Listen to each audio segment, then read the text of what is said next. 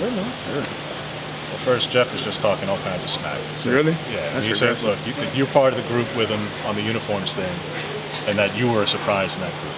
So, according to him, you're I don't know why. I got some drip too. My goodness.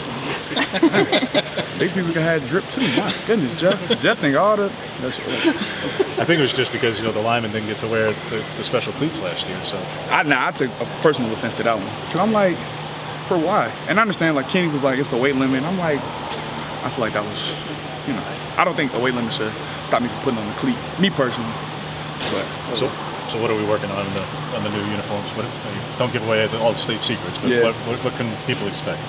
Just some new drip, really. Like the same old Oregon scheme that we always do, like nice, sleek design, just real fast.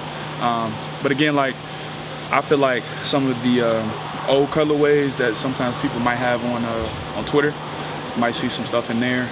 Some good throwbacks that we haven't seen. I feel like since the Anthony Thomas era might be in there. I guess we'll just have to wait and see.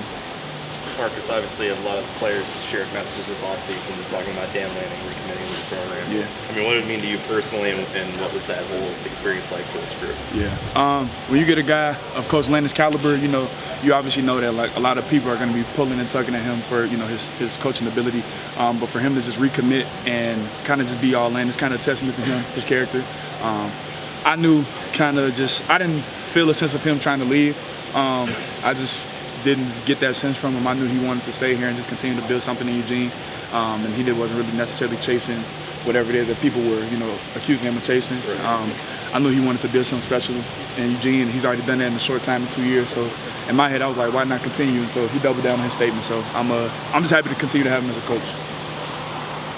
Looking back at kind of all the years that you've been here, how would you say the culture has kind of changed year to year, especially in the Dan Lanning eras, to now when you're here in the spring? How much has the culture kind of changed? I would say we've grown tighter as more and more over the years have gone. I would say our earlier years, COVID kind of messed up a lot of that connection piece. So a lot of guys, I say in my class and the guys over here prior, didn't really get a chance to become. Just didn't get a good chance to kind of get a real interpersonal relationship with a lot of the guys unless you were here prior or whatever. And so that kind of messed up opportunities like me to get closer with some guys. But, we had to make do what to do. And then just as, the restrictions got lifted and, the new Lanning staff came in, we just gotten tighter. And so it's kind of sad, again, like I said, when you see guys like, for me, it was like Steve Stevens, who in a short time I grew close with, and then now he's, on to bigger and better things. But that's, but I would just say just a culture of just connection and being one to be there for your brother on a day-to-day basis, whether it's in your personal life or just, in football.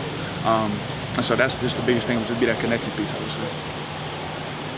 What were you working on down in Miami at Redline? What were you spending time on this last week? Just everything. Just keeping myself agile, working on my strengths, obviously, and just trying to point out my weaknesses, making sure that going into spring ball I got a game plan for what I wanted to attack, and making sure I was fine-tuning those things up early on in Miami, and just enjoying myself. We work, Coach Terry says it all the time, we work too hard to not have fun. But, still got to treat it like a pro. And so I was just, having some fun out in Miami with some friends. And shout out to my man, Zach Moore. and I was out there just hanging out with him and then getting some working on the side. So just continuing to just tighten up my craft. Trying to get weight up, down? I'm kind of just staying the same. What I finished off the winter session was like around that 317 range. And I feel like for me, that's a great fighting weight. I feel like for me to be able to show off my athletic ability and just continue to fine-tune myself in the ring game. And I feel like I can do that at this weight and at this fighting stage. So I like this weight that I was at. So change the comp at all, or you good with that? Comp was just trimming down fat as much as possible. You still gotta keep a certain level of mass in the offensive alignment, but make sure it's good fat, not bad fat. I can feel the difference too. So this has been nice feeling that difference, because you can tell like just year to year how much that changes, and the little things just from cleaning up your diet and things like that. So I feel good right now.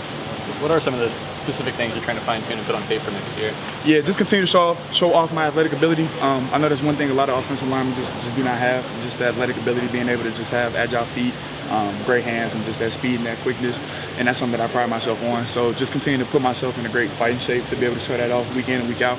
And just continue to fine-tune those skills and just show my explosiveness and my aggressiveness. So. What does it look like for you positioned so far this spring? Yeah, starting off at left guard, but again, Lanning's gonna throw some curveball in there. So whenever that happens, I know I'll be ready for it. So just fine tuning any position that I need to be thrown in there. Still working at center at all? Yeah, absolutely. Yeah, I'll come out in pre-game, pre-practice and get some snaps in. So I'm not gonna let that die down at all.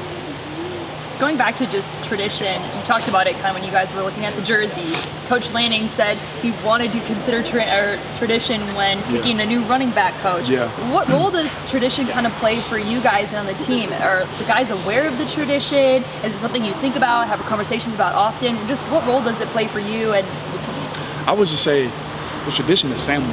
You know, so somebody that we can help make the shift from wherever their previous place at and intertwine them in the family as much as possible. It doesn't matter who it is, as long as they fit into the family, and we'll make them fit into the family. Like, this is what we do. Like, I'm pretty sure ask any transfer in. Like, you know, we got ask my man Cam right over there. But I'm saying everybody in here is like a family member. So whomever it may be, we just know that you got family members over here at the Ducks, and the quicker you can get in here, the quicker you can fit this family atmosphere. And so I would say the tradition is be family, and go back to that connection piece also. So. What's the difference between Coach Walk and the Ryan that you were lining up with, about 15 months ago? I know. It's so weird, like, seeing him as a coach, because, like, yes, he's had that same level of, like, just coaching ability on the field, but to really see him in, like, a hat, like maybe 30 pounds lighter, it's different. I mean, for me, it's kind of just the same relationship that we had on the field. He's just not, making a call with me at the line of scrimmage. He's calling from, 10 yards back. So it's not really that much different than what he was used to, which, I mean, is credit to him. Like, he was always a great leader, a great coach.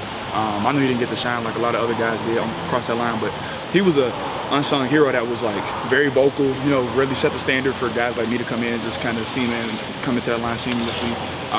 But yeah, like, it kind of was like a no-brainer. It was a smooth fit for him. And, like, when I heard it, I was like, that doesn't surprise me, because that's Walk, that's him, that's his personality.